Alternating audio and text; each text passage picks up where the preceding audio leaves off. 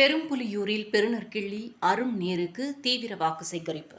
பெரம்பலூர் நாடாளுமன்ற தொகுதியில் போட்டியிடும் இந்தியா கூட்டணியின் வேட்பாளர் அருண் நேரு அவர்களுக்கு பெரம்பலூர் பழைய பேருந்து நிலையத்தில் உள்ள 007 வணிக வளாக மேல்தளத்தில் சாலையோர தள்ளுவண்டி வியாபாரிகள் சங்கம், காய்கறி பழக்கடை வண்டி வியாபாரிகள் சங்கம் மற்றும் சிறு வணிக வியாபாரிகள் சங்க உரிமையாளர்கள் பெரும் திரளாக கலந்து கொண்ட கூட்டத்தில் திமுக கழக கொள்கை பரப்பு துணை செயலாளர் பெருநற்கிள்ளி பேசுகையில், சிறு வணிக வியாபாரிகளுக்கு திராவிட மாடல் அரசு வழங்கிய திட்டங்களை எடுத்துக் கூறி உதயசூரியன் சின்னத்தில் வாக்களிக்க வேண்டும் என சிறப்புரையாற்றினார்.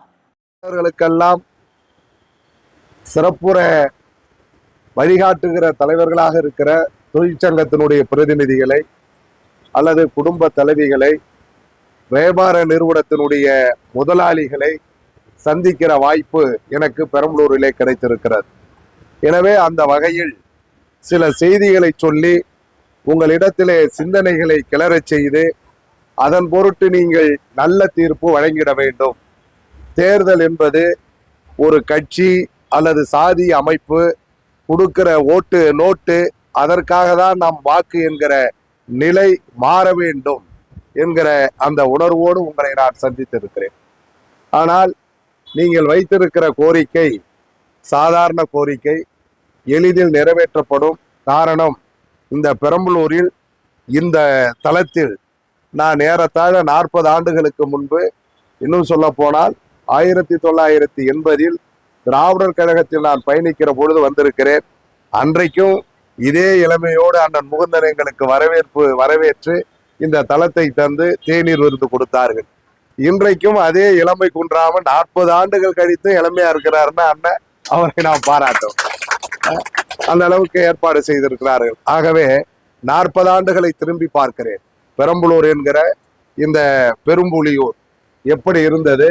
அன்றைக்கு வணிகம் செய்கிற நீங்கள் உங்களிடத்திலே குடிக்க தண்ணி கேட்டா, பழம் வித்தா பழம் வாங்குறியா 1/2 கிலோ, அல்லது உணவு வச்சிருந்தா சாப்பிட்றீங்களா தண்ணி தருவோம் அப்படின்னு சொல்லுவாங்க. காரணம், அன்னைக்கு குடிநீர் தட்டுப்பாடு அவ்வளவு மோசமாக இருந்தது பெரம்பலூர். அதே மாதிரி தமிழ்நாட்டினுடைய வரைபடத்தில் 2 மாவட்டங்கள் பனிஷ்மெண்ட் என்று சொல்லுகிற தண்டனைக்குரிய மாவட்டம். ஒன்று அங்க புதுக்கோட்டை பக்கத்துல இருக்கிற ராமநாதபுரம் மாவட்டத்துல இருக்கிற ராமநாதபுரம். அங்க குடிக்க தண்ணி கிடைக்காது. அங்க அரசு உத்தியோகத்துல இருக்கிறவங்களுக்கு மாறுதல் போட்டா வேலைக்கு போக மாட்டான். அதே மாதிரி பெரம்பலூர். ஆனால் இன்றைக்கு தமிழ்நாட்டினுடைய வரைபடத்தில் பெரம்பலூருக்கு மாறுதல் என்றால், பெரம்பலூருக்கு வேலை என்றால், பெரம்பலூருக்கு வணிகம் செய்ய வேண்டும் என்றால், தமிழ்நாட்டில் இருக்கிற எல்லோரும் விரும்பி வருகிற அளவிற்கு பெரும்புலியூர் என்கிற பெரம்பலூர் மாற்றத்திற்கு காரணம் தலைவர் கலைஞரின் ஆட்சி, அவருடைய பிள்ளை அண்ணன் ஸ்டாலினுடைய ஆட்சி.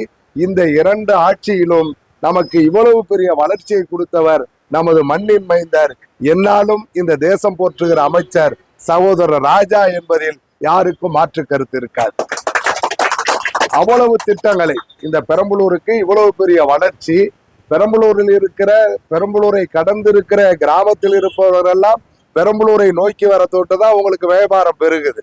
மண்ணுக்கு வேலை பார்த்தீங்கன்னா எங்க பார்த்தாலும் சென்ட் 5 லட்சம் தான், இங்கதான் 50 லட்சம். காரணம், எல்லாரும் நீங்க கோடீஸ்வரி ஆயிட்டீங்க, லட்சாதிபதி ஆயிட்டீங்க. நீங்க இருக்கிற மண்ணுக்கு தானாவே விலை ஏறி போச்சு. எப்படி மோடி ஆட்சியில தங்க விலை ஏறிக்கிட்டே இருக்கோ, அது மாதிரி நம்ம அமைச்சர் அவர்கள் ராஜா வந்த பிறகு, பொது வாழ்க்கையில் வந்த பிறகு 99 இருந்து இன்றைக்கு 2024 25 ஆண்டுகளில் மல என்று 1 அல்ல 100 மடங்கு எல்லா நிலத்தினுடைய இதுவும் விலையேறி இருக்கிறது. இதற்கெல்லாம் காரணம் அரசாங்கத்தினுடைய திட்டங்கள். அரசாங்கத்தினுடைய திட்டங்கள், அகலமான சாலைகள், உள்கட்டமைப்புகள், இவைகளெல்லாம் தேடி தேடி நமது அமைச்சர் ராஜா அவர்கள் கொண்டு வந்து சேர்த்ததனால் இன்றைக்கு நமது நகரம் பெருமை பெற்றிருக்கிறது. அதனால் கிராமத்தில் இருந்து வருபவர்கள் எண்ணிக்கை கூடுதலாக இருக்கிறது. அதனால் வணிகம் இன்றைக்கு பெருகி இருக்கிறது. இதை நீங்கள் உணர்ந்திட வேண்டும். இதுதான் இந்த மண்ணுக்கு, இந்த நகரத்திற்கான வளர்ச்சி. நீங்கள் புரிந்து கொள்ள வேண்டும். ஆக இப்படி கடந்த காலங்களில் சகோதரர் ராஜா அவர்கள் கொண்டு வந்திருப்பதனால்தான் இன்றைக்கு பெரம்பலூர் என்பது தமிழ்நாட்டினுடைய வரைபடத்தில் ஒரு பணக்கார நகரமாக, வளர்ந்த நகரமாக, தொழில் செய்வதற்கு அமைதியான நகரமாக, பல்வேறு கிராமத்தில் இருந்து ஒரு நாளைக்கு 10,000 பேர் 20,000 பேர் புதியவர்கள் வந்து செல்லுகிற நகரமாக, பல்வேறு மாவட்டங்களிலிருந்து பல்வேறு மாநிலங்களிலிருந்து படிக்கிற மாணவர்கள் வந்து செல்லுகிற நகரமாக பெரம்பலூர் வளர்ந்திருக்கிறது என்றால் அது திராவிட முன்னேற்ற கழகமும் அதில் இருக்கிற நமது கழக ஆட்சியும் சகோதரர் ராஜாவும் செய்திருக்கிற திட்டங்களும் புரட்சியும் தான். எனவே அந்த வகையில் உங்களுடைய கோரிக்கையை உடனடியாக கனிவோடு ஏற்றுக்கொண்டு செய்யக்கூடியவர் சகோதரர் ராஜா அவர்கள். இதை நான் அந்த கோரிக்கையை கொண்டு போய் சேர்ப்பேன். அதே போல இந்த 18வது நாடாளுமன்ற தேர்தலில் இந்தியா கூட்டணியின் வேட்பாளராக பெரம்பலூர் நாடாளுமன்ற தொகுதிக்கு போட்டியிடக்கூடிய அருண் நேரு, அவருடைய தந்தை நேரு அவர்கள் இன்றைக்கு தமிழக ஊரக வளர்ச்சித்துறை அமைச்சராக இருப்பதனால் இந்த கோரிக்கையை எளிதாக அவர் தீர்த்து வைப்பார்கள். இன்னும் சொல்ல போனால் கழக அரசு முத்துவேல் கருணாநிதி ஸ்டாலின் என்று 2021 ஆட்சி பொறுப்பேற்ற பிறகு சிறு வணிகர்களுக்கென ஏராளமான நலத்திட்டங்களை இந்த அரசு, அண்ணன் ஸ்டாலினுடைய அரசு, தமிழக அரசு, நமது அரசு வழங்கி கொண்டிருக்கிறது. அப்படி வழங்கி கொண்டிருக்கிற மிக முற்போக்கான திட்டங்கள் இருக்கக்கூடிய தாய்மார்கள் இன்றைக்கு பெரம்பலூர்ல இருந்து நீங்க சேலத்துக்கு போகணும்னாலும், பெரம்பலூர்ல இருந்து திருச்சிக்கு போனாலும், பெரம்பலூரில் இருந்து பக்கத்தில் இருக்கக்கூடிய காய்கறிகள் வாங்குகிற எந்த நகரத்துக்கு போனாலும் இலவச பேருந்து, அதற்கு விடியல் பயணம் என்று வழங்கப்பட்டிருக்கிறது. எனவே இப்படி பேருந்தை கொடுத்தது மட்டுமல்ல, பெண்களுக்கு மகளிர் சுய உதவி குழுக்களை கொடுத்து சுயமாக நீங்கள் சிறு தொழிலாக இருந்தாலும் பெரு தொழிலாக இருந்தாலும் வட்டி இல்லாமல் 1 லட்சத்திலிருந்து இன்றைக்கு 20 லட்சம் ரூபாய் வரையிலும் கலைஞரின் பேரன் உதயநிதி அவர்கள் இன்றைக்கு வழங்கி கொண்டிருக்கிறார்கள். இதை நீங்கள் புரிந்து கொள்ள வேண்டும். சிறு வணிகத்தையும் தொழில் வணிகத்தையும் தமிழ்நாட்டு மக்கள் பெருக வேண்டும் என்பதிலே உறுதியாக இருக்கக்கூடிய ஒரு ஆட்சி என்றால் நமது கழக தலைவர் திராவிட மாடல் ஆட்சியை தந்து கொண்டிருக்கிற அண்ணன் ஸ்டாலின் ஆட்சி மட்டும்தான். இந்திய ஒன்றியத்தில் சிறு வணிகர்களை ஊக்கி வைக்கிற ஒரே அரசு நமது அரசு, அண்ணன் ஸ்டாலின் அரசு மாத்திரம்தான். அதை நீங்க புரிஞ்சுக்கணும். நீங்க எப்படிங்கன்னு கேட்கலாம். நாங்க கண்கூடா பார்க்கிறோம். ஊடகத்துல ஒரு செய்தி வந்தது. என்ன செய்தின்னா, அண்மையில சென்னையில ஒரு பெருமள்ளம் வந்தது. 4 மாவட்டங்கள், சென்னை அதே மாதிரி தெற்க பாத்தீங்கன்னா தூத்துக்குடி, அந்த பக்கத்துல 4 மாவட்டங்கள்ல எங்க பார்த்தாலும் வெள்ளம் வந்தது. அப்படி வெள்ளம் வந்த பொழுது கொஞ்சம் கவனிங்கம்மா, வெள்ளம் வந்த பொழுது வால்மார்ட், டிமார்ட் என்று சொல்லுகிற பன்னாட்டு நிறுவனங்கள், அதானி அம்பானி குடும்பத்தால் நடத்தப்படுகிற அந்த நிறுவனங்கள்லாம் பூட்டிட்டு போயிட்டான். ஆனால் யாரு கொடுத்தான்னா, பசிக்கு உணவு கொடுத்தாலும், பசிக்கு பால் கொடுத்தாலும், தீப்பெட்டி கொடுத்தாலும், மெழுகுவத்தி கொடுத்தாலும் உங்களை போன்ற சிறு வணிகர்கள் தான் நேசக்கரம் நீட்டி அந்த தெருக்களில் வாழ்பவர்களுக்கு உதவி செய்தீர்கள். இது வரலாற்று உண்மை. எப்படி நிலநடுக்க வந்தா மாடி வீட்டுல இருக்கிறவனோ குடிசை வீட்டுல இருக்கிறவனோ மரத்தடி கீழே வந்து நிற்க வேண்டிய நிலை இயற்கை தள்ளுமோ, அதுபோல இயற்கை பேரிடர் வெள்ளம் வந்த பொழுது சிறு வணிகர்கள் தான் நேசக்கரம் நீட்டினீர்கள். வாழ்வதற்கான அரிசி, பருப்பு என்று மளிகை பொருள் கொடுத்தீர்கள். எனவே சிறு வணிகத்தை ஊக்கி வைக்க வேண்டிய கடமை இந்த அரசுக்கு இருக்கிறது, எங்களுக்கு இருக்கிறது. உங்களுடைய கோரிக்கையை கொண்டு போய் சேர்ப்போம். நிச்சயமாக இந்த கோரிக்கை நிறைவேற்றப்படும். அதில் எந்த ஐயப்பாடும் இல்லை. அதே நேரத்தில் தமிழ்நாட்டில் இன்றைக்கு உங்களிடத்திலே நாங்கள் கேட்டுக்கொள்வதெல்லாம், நடக்கிற 18வது நாடாளுமன்ற தேர்தல் என்பது ஒரு ஜனநாயக போர் நடந்து கொண்டிருக்கிறது. இன்னொரு சுதந்திர விடுதலையை நோக்கி நாம் நகர்ந்து கொண்டிருக்கிறோம். இங்கு இவ்வளவு தூரம் எல்லோரும் உட்கார்ந்து இருக்கிறோம். இந்த ஜனநாயகம் பறிபோய்விடும் என்கிற ஆபத்துக்கு வந்திருக்கிறது. உழைக்கும் மக்களுடைய ஆபத்து ஏற்பட்டிருக்கிறது.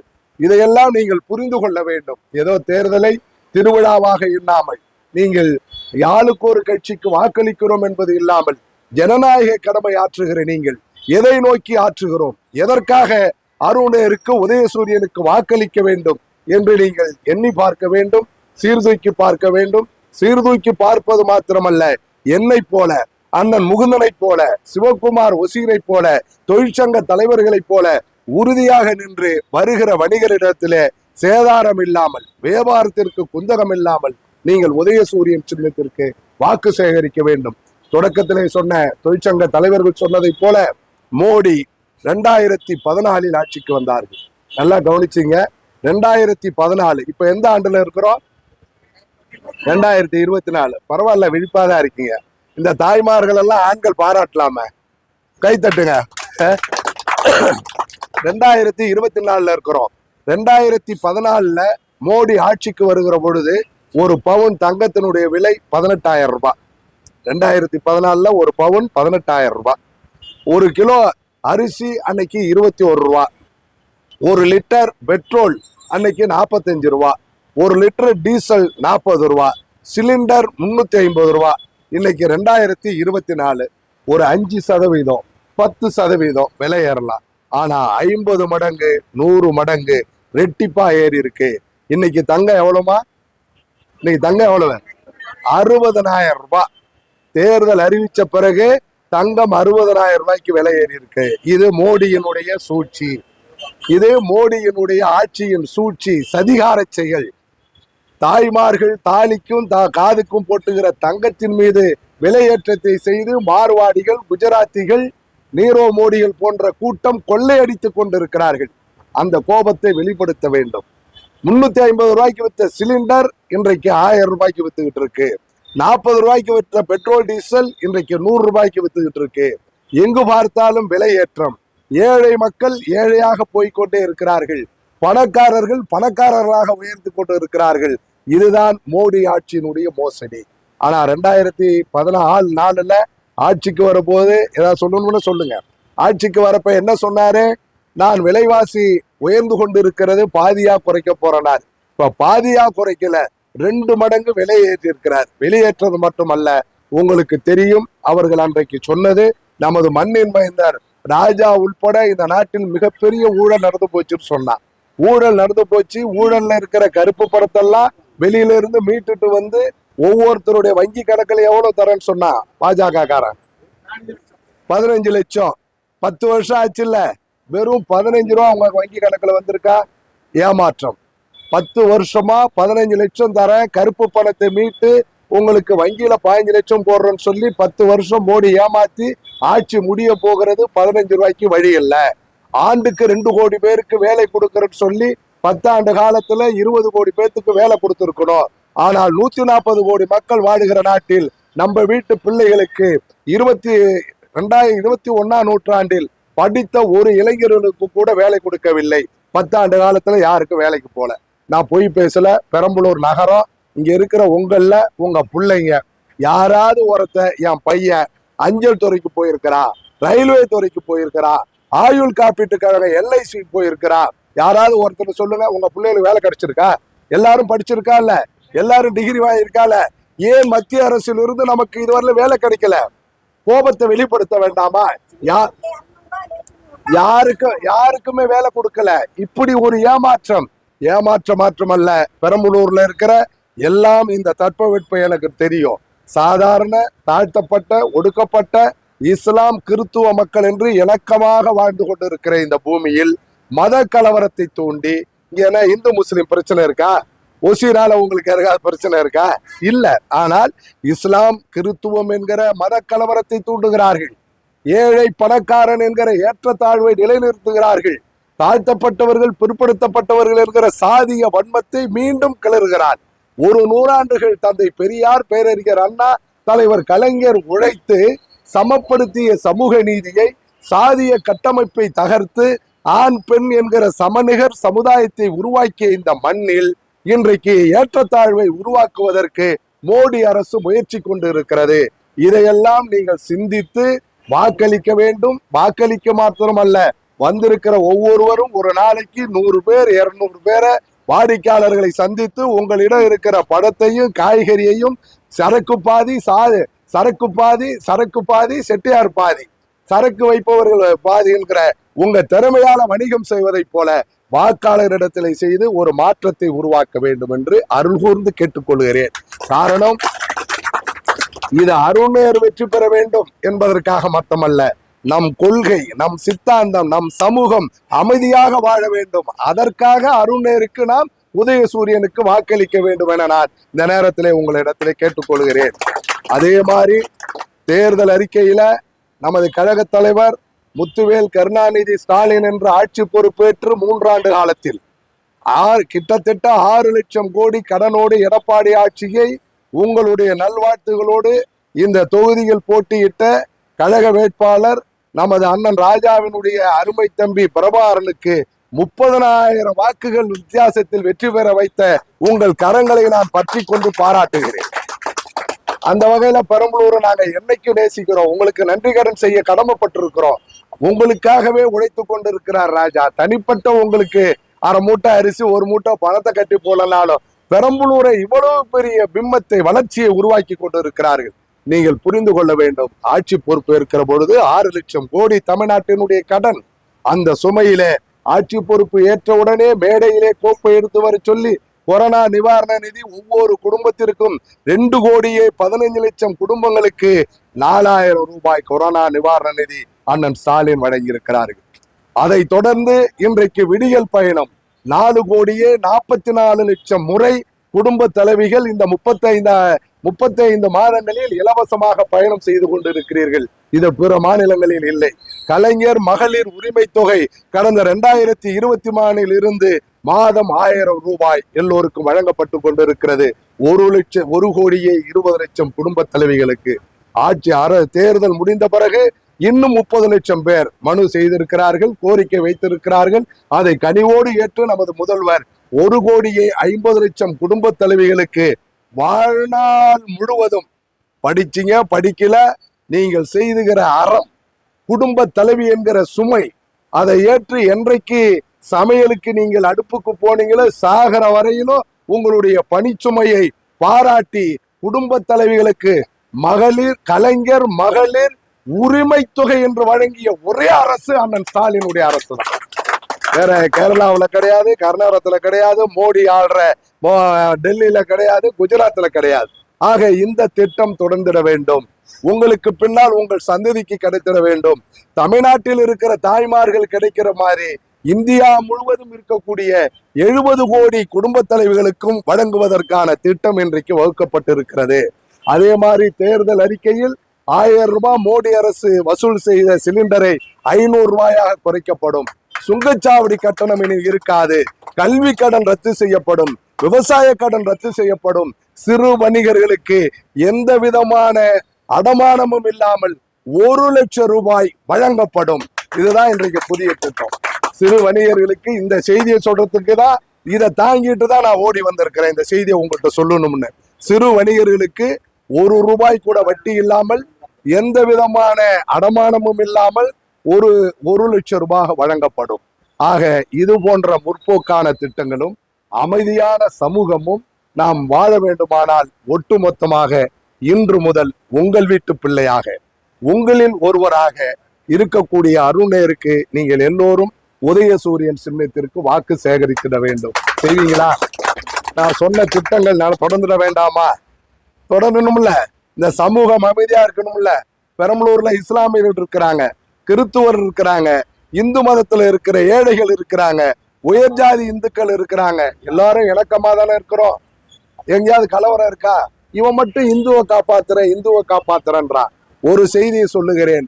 இப்பொழுது குஜராத் இதுல அயோத்தியில, உத்தரப்பிரதேச அயோத்தியில ஒரு கோயில் கட்டினாரு மோடி. ஆட்சிக்கு 10,000 கோடி ரூபாய்க்கு ஒரு கோயில் கட்டியிருக்காரு. அந்த கோயில் பேரு என்ன தெரியுமா? ராமர் கோயில். அங்க உள்ள இருக்கிற ராமருக்கு பேரு குழந்தை ராமர், பிள்ளை ராமரா. ஆனால் மோடி 10,000 கோடி ரூபாய் செலவு பண்ணி பிள்ளை ராமருக்கு கோயில் கட்டியிருக்கிறார். ஆனால் கலைஞரின் பிள்ளை நமது முதல்வர் 17 லட்சம் பிள்ளைகளுக்கு காலை சுற்றுண்டி வழங்கி இருக்கிறார். யார் மக்களுக்கான தலைவர்? கோயில் கட்டின ஒரு தலைவரா, குழந்தைகளுக்கு சோறு போடுற ஒரு தலைவரா? ஒவ்வொரு குழந்தையும் குழந்தை ராமன் தானே, உண்டா இல்லைங்களா? இதுதான் திராவிட ஆட்சிக்கும் மோடி ஆட்சிக்கும் உள்ள வேறுபாடு. அதெல்லாம் ஒண்ணும் பண்ண மாட்டாரு, பாத்துக்கலாம். அதாவது குழந்தை ராமரை விட நீங்கள் பெற்றெடுக்கிற குழந்தைகள் ஆரோக்கியமாக போக வேண்டும். அழுகிற பிள்ளை, உழைக்கிற தாய்மார்கள் இன்றைக்கும் ஏழ்மையாக தான் இருக்கிறோம். பிள்ளை இடுப்பில் அழுகிறார், பூனை அடுப்பில் உறங்கி கொண்டிருக்கிறது. இன்றைக்கும் 1 வேளை 2 வேளை சோற்றுக்கு வழி இல்லாமல் 40% பேர் இந்தியாவில் ஏறத்தாழ 60 கோடி மக்கள் இன்றைக்கு வறுமையில் இருக்கிறார்கள். ஆனால் மோடி அவர்கள் ஆட்சி பொறுப்பேற்ற பிறகு 10,000 கோடி இருக்கு ராமருக்கு கோயில், 5,000 கோடிக்கு படேலுக்கு சிலை, அவருக்கு 4,000 கோடிகள் தனி விமானம், ஒரு நாளைக்கு 25 லட்சம் ரூபாய்க்கு உடை, ஒரு வேலைக்கு 2 லட்சம் ரூபாய் காளான் உணவு, இதையெல்லாம் நம்மூட்டு வரிப்பணம், நம்மூட்டு வரிப்பணம். எண்ணி பாருங்க. எந்த பிரதம அமைச்சரும் இல்லை. நேரு காலத்தில் இருந்து கடைசியா முடிஞ்ச மன்மோகன் சிங் காலம் வரையிலும் ஏறத்தாழ 10 பிரதமர்கள் இருந்தார்கள். 10 பிரதமர்களும் 188 பொது நிறுவனங்களை உருவாக்கினார்கள். ரயில்வே துறை, விமானத்துறை, போக்குவரத்து துறை, அஞ்சல் துறை என்று பொது நிறுவனங்களை உருவாக்கினார்கள். ஆனால் மோடி ஆட்சிக்கு வந்து இந்த 10 வருஷத்தில் 50க்கும் மேற்பட்ட பொது நிறுவனங்களை, லாபம் தரக்கூடிய நிறுவனங்களை, நம் வரிப்பணத்தில் இயங்கிய நிறுவனங்களை அதானி, அம்பானி, டாடா, பிர்லா போன்ற பணக்கார நிறுவனத்திற்கு வித்திருக்கிறார்கள். தாய்மார்களே, இதையெல்லாம் புரிந்து கொண்டு இந்த ஜனநாயக கடமை ஆற்ற வேண்டும். வருகிற ஏப்ரல் திங்கள் 19ஆம் தேதி வாக்குச்சாவடிக்கு குடும்பம் குடும்பமாக சென்று அருண் நேருக்கு நீங்கள் வாக்களிக்க வேண்டும். அண்ணன் நேரு அவர்களை பெரம்பலூர் பகுதியில் தெரியாதவர்கள் இருக்க வாய்ப்பு இல்லை. ஏறத்தாழ 40 ஆண்டு காலம் பொது வாழ்க்கைக்கு சொந்தக்காரர் அவர். என்னை போன்ற, ஒசீரை போன்ற, அண்ணன் முகுதனை போன்ற, சிவகுமாரை போன்ற ஏராளமானவர்களை சாதி மதம் பாராமல் பல பேரை கிளை செயலாளராக, ஊராட்சி மன்ற தலைவராக, ஒன்றிய குழு தலைவராக, மாவட்ட தலைவராக, ஒன்றிய செயலாளர்களாக, நகர்மன்ற தலைவராக, சட்டமன்ற உறுப்பினராக, நாடாளுமன்ற உறுப்பினர்களாக, அமைச்சராக நூற்றுக்கணக்கானவர்களை உயர்த்தி பதவியை தந்து அழகு பார்த்தவர் அண்ணன் நேரு. அவருடைய பிள்ளை நம் பிள்ளையாக நம்மிடத்திலே அருண் நேரை ஒப்படைத்திருக்கிறார். எனவே அருண் நேரு வெற்றி பெறுவது உறுதி. ஆனால் 40 நாடாளுமன்ற உறுப்பினர்களில் பெரம்பலூர் நாடாளுமன்ற உறுப்பினர் அருண் நேரு 4 லட்சத்திற்கும் மேற்பட்ட வாக்குகள் வித்தியாசத்தில் வெற்றி பெற்றார் என்கிற வரலாறை உருவாக்கிட வேண்டும். அப்படி அவர் வெற்றி பெறுகிறது உறுதி. அப்படி வெற்றி பெற்றால் அருண் நேரு நாடாளுமன்ற உறுப்பினர் அல்ல, சகோதரர் ராஜா அவர்கள் தான். எனவே அவருடைய அலுவலகம் இங்கே இருக்கும். அந்த அலுவலகத்தில் எப்பொழுதும் போல உங்கள் கோரிக்கையை கொண்டு போய் சேர்க்கலாம். கோரிக்கை உடனுக்குடன் நிறைவேற்றப்படும். எனவே அந்த நம்பிக்கையோடு, உறுதியோடு களம் காணுவோம். மோடி என்கிற 10 ஆண்டு கால மோசடி ஆட்சியை, மக்கள் விரோத ஆட்சியை, காவி பயங்கரவாத ஆட்சியை, ஜனநாயகத்தை தகர்க்கிற ஆட்சியை தூக்கி எறிந்துவிட்டு திராவிட மாடல் ஆட்சியை வழங்கி கொண்டிருக்கிற நமது கழக தலைவர், தமிழக முதல்வர் அண்ணன் ஸ்டாலினின் கரத்தை வலுப்படுத்தி அவர் உருவாக்கிய இந்திய கூட்டணி ஆளப்போவது உறுதி. இன்றைய தினம் ஊடகத்திலே வந்து கொண்டிருக்கிறது. வடநாடு தீப்பற்றி எரிகிறது. பாரதிய ஜனதா வேட்பாளர்கள் எங்கும் போய் வாக்கு கேட்க முடியவில்லை. அசாம், குஜராத், பஞ்சாப், ஹரியானா என்று எல்லா மாநிலங்களிலும் பாரதிய ஜனதா வேட்பாளர்கள் ஓட ஓட விரட்டடிக்கப்படுகிறார்கள். இன்றைக்கு நடுநிலையாளர்கள், இந்தியா டுடே போன்ற பத்திரிகைகள், நியூஸ் 18 என்று சொல்லுகிற அதானி நிறுவனமே, MK. Stalin, DMK president, Tamil Nadu முதல்வர் அமைச்சிருக்கிற இந்திய கூட்டணி ஜூன் திங்கள் 4ஆம் தேதி 385 390 இடங்களை பெற்று ஆட்சி அமைப்பது உறுதி. மோடி ஆட்சிக்கு முடிகட்டப்படும் என்று பத்திரிகைகள் சொல்லிக் கொண்டிருக்கிறது. எனவே அதை நோக்கி பயணத்திற்கு பெரம்பலூரிலே இருக்கிற வாக்காளர்களை நீங்கள் சிந்தனையை கிளறி உங்களுடைய சொல்லாண்மையில் எப்படி வியாபாரத்தில் உங்களுடைய யுத்தியை, உங்கள் திறமையை பயன்படுத்துகிறீர்களோ வாக்காளரிடத்திலே மௌன புரட்சி செய்யுங்கள், ஒருவரை புரட்சி செய்யுங்கள். நம்பிட்டு பிள்ளை அருண் நேருக்கு ஒட்டுமொத்தமாக உதயசூரியன் சின்னத்தில் வாக்களிக்க வேண்டும் என கேட்டு அண்ணன் அவர்கள் அந்த கூட்டத்திலே சொன்னார். முகுந்தனுடைய கூட்டத்துல இந்த கோரிக்கை கனிவோடு ஏற்றுக்கொள்ளப்படும். குறிப்பா நான் ஒன்றும் உத்தரவாதம் தர வேண்டிய அவசியம் இல்லை. காரணம், சகோதரர் ராஜா எப்பொழுது பொது வாழ்க்கைக்கு வந்தாரோ அதிலிருந்து இந்த நகரத்திற்கு தேவையான எல்லா வளர்ச்சிகளும் அவர் தேடி தேடி கொண்டு வந்து சேர்த்து கொண்டிருக்கிறார். எனவே இந்த நகருக்கு பல்வேறு கிராமத்திலிருந்து வருகிற மக்கள் தேவையை பூர்த்தி செய்கிற வணிகர்களாக இருக்கிற உங்கள் கோரிக்கையை அவர் நிச்சயமாக ஏற்று அந்த தீர்வு காணுவார். அதற்கு ஒரு தகுதியான இந்த நகராட்சியினுடைய உறுப்பினர் சகோதரர் சிவகுமார் இருக்கிறார். எனவே இந்த கோரிக்கையை நாங்கள் கொண்டு போய் சேர்ப்போம். ஆனால் தோழர் அவர்கள் சொன்னதை போல இன்றைக்கு இந்தியாவில் இருக்கிற 140 கோடி மக்களுடைய தனி மனித சுதந்திரம் இன்றைக்கு தாக்கப்பட்டு கொண்டிருக்கிறது. அரசியலமைப்பு சட்டம், மாநில உரிமைகள் என்பதை தாண்டி 140 கோடி மக்களுடைய தனி மனித உரிமையில் தாக்குதல் நடந்து கொண்டிருக்கிறது. அந்த தாக்குதலை நடத்துவதுதான் வர்ணாசிரமம். வர்ணாசிரமத்தின் பெயரால் இருக்கக்கூடிய மத கட்டமைப்பு, மத கட்டமைப்பின் பெயரால் இருக்கக்கூடிய சாதிய கட்டமைப்பு, சாதிய கட்டமைப்பின் பெயரால் இருக்கக்கூடிய ஏற்றத்தாழ்வுகள், பொருளாதார சீர்கள், இவைகளெல்லாம் சமப்படுத்துவதுதான் மார்க்சியம், பெரியாரியம், அம்பேத்காரியம் என்று இருக்கக்கூடிய இந்த உலகளாவிய தத்துவங்கள். ஆனால் அதற்கெல்லாம் இன்றைக்கு ஒரு ஆபத்து ஏற்பட்டிருக்கிறது. பெரியார் கொள்கையா இருந்தாலும், மார்க்ஸ் கொள்கையா இருந்தாலும், ஏங்கல்ஸ் கொள்கையாக இருந்தாலும், அல்லது லெனினிய கொள்கையாக இருந்தாலும், அம்பேத்கர் அரசியலமைப்பு சட்டமாக இருந்தாலும் இந்தியாவில் முற்றிலும் தகர்க்கப்பட வேண்டும். இதை அப்புறப்படுத்த வேண்டும். அதுதான் RSS அஜெண்டா, அதுதான் RSS சித்தாந்தம். அதை 10 ஆண்டு காலமாக மோடி நிறைவேற்றி வருகிறார். இன்னும் கொஞ்சம் இருக்கக்கூடிய ஜனநாயகத்தை வர 5 ஆண்டுகளில் வெற்றி பெற்றால் நிறைவேற்றி முடித்து விடுவார். அதற்காக தான் இன்றைக்கு ஏறத்தாழ 15 லட்சம் 20 லட்சம் என்று வரா கடன் என்று கொள்ளையடித்துக் கொண்டு அது தேர்தல் பத்திரம் என்கிற பெயரில 10 லட்சம் கோடி 10,000 கோடி பாரதிய ஜனதாவிற்கு வழங்கப்பட்டிருக்கிறது. தேர்தல் அறிவிச்ச பிறகு 100 ரூபாய் சமையல் எரிவாயு உருளை சிலிண்டருக்கு குறைச்சு விட்டு 40,000 ரூபாய் வித்த தங்கம் 30 நாளா 60,000 ரூபாய்க்கு விலை உயர்ந்து கொண்டே இருக்கிறது. ஒரு பவுனுக்கு 20,000 ரூபாய். என்ன பஞ்சம் ஏற்பட்டிருக்கிறது? தங்கத்தின் மீது இவ்வளவு விலை ஏற்ற வேண்டிய அவசியம் என்ன? இதுதான் நீரவ் மோடி, குஜராத்தில் இருக்கக்கூடிய வைர தங்க வியாபாரிகள், RSS பாரதிய ஜனதா வெற்றி பெற வேண்டும். அதற்கு வெகு மக்களிடத்திலிருந்து இவ்வளவு பெரிய கொள்ளையடித்து காசை கொடுத்து இன்றைக்கு அவர்கள் வெற்றி பெறுவதற்கான முயற்சி செய்கிறார்கள். இதுல அரசியல் விழிப்புணர்வு உள்ள தொழிலாளர்கள், அரசியல் விழிப்புணர்வு உள்ள சாதாரண வியாபாரிகள், அரசியல் விழிப்புணர்வு உள்ள நீங்கள் முதலாளிகள், சிறு முதலாளிகள். ஆகவே உங்களிடத்தில் நான் கொல்லந்தெருவிலே ஊசி விற்பதை போல் இருக்கும். நீங்கள் விழிப்புணர்வு உள்ளவர்கள், பலருக்கு விழிப்புணர்வை உருவாக்கக்கூடிய வியாபாரிகள். எனவே உங்களிடத்திலே நான் கேட்டுக்கொள்வதெல்லாம் தோழர் அவர்கள் சொன்னதை போல, அண்ணன் அவர்கள் சொன்னதை போல, இன்றைக்கு நாம் ஆற்ற வேண்டிய ஜனநாயக கடமை என்பது நாம் மட்டும் போய் வாக்குச்சாவடியில் வாக்களிப்பது முக்கியமல்ல. வருகிற வாடிக்கையாளரிடத்திலே வியாபாரத்திற்கு குந்தகம் ஏறப்படாமல் கனிவோடு அருண் உதயசூரியன் சின்னத்திற்கு வாக்களிக்க சொல்லுங்கள். புதுவை உள்ளிட்ட 40 நாடாளுமன்ற தொகுதியும் தமிழ்நாட்டில் இந்திய கூட்டணி வெற்றி பெறுகிறது. இந்தியாவில் ஏறத்தாழ 385 400 என்று சொல்லுகிற அளவிற்கு இந்திய கூட்டணியுடைய வெற்றி இன்றைக்கு நடுநிலை பத்திரிகைகள், ஊடகங்கள் சொல்லுகிற அளவிற்கு ஆட்சி மாற்றம் நிச்சயமாக உறுதியாக உண்டு. அதுல எந்த மாற்றமும் இல்லை. ஆகவே அந்த நம்பிக்கையோடு நீங்கள் ஜனநாயக கடமையேற்றுங்கள். உங்கள் கோரிக்கையை அமைச்சரிடத்தில் கொண்டு போய் சேர்ப்பேன்.